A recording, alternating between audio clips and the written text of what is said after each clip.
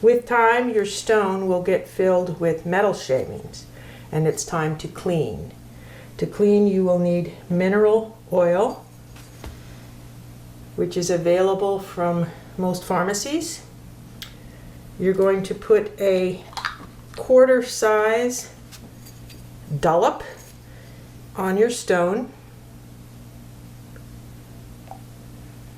and rub with an index finger to loosen the metal shavings. You need to rub quite hard to get them all floating freely. You can actually feel the metal coming off.